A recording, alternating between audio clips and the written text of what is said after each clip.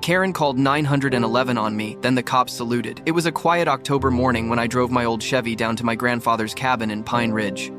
After 35 years of military service, this cabin was more than wood and stone, it was peace. My late wife Sarah had loved it here. Her sketches of autumn leaves still hung on the walls, memories etched in cedar. But my peace ended when a BMW rolled down the dirt road. Out stepped a woman with oversized sunglasses, phone already recording. She called herself Margaret Wellington, the HOA president.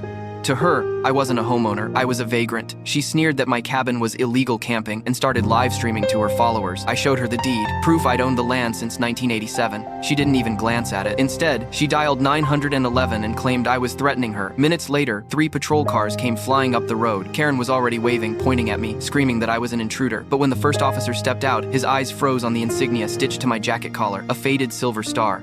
Not decoration earned in combat. The officer snapped to attention and saluted. "Major General Morrison," he said, his voice cracking. Karen's live stream audience erupted in shock. Her story of a dangerous squatter crumbled instantly.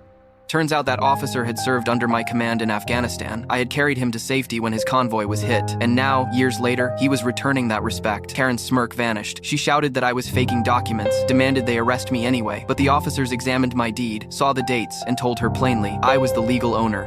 Suddenly, the HOA president looked less like a protector and more like a trespasser. Humiliation wasn't enough for Karen. The very next day, she arrived with an expensive lawyer and cameras rolling.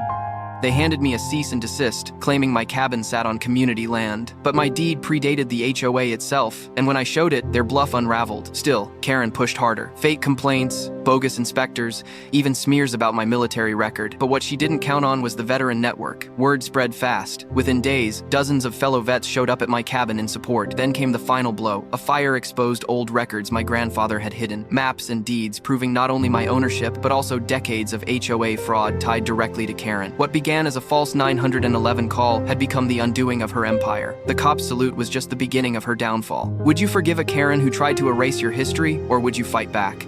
Comment below and subscribe for more HOA chaos, and share where you're watching from.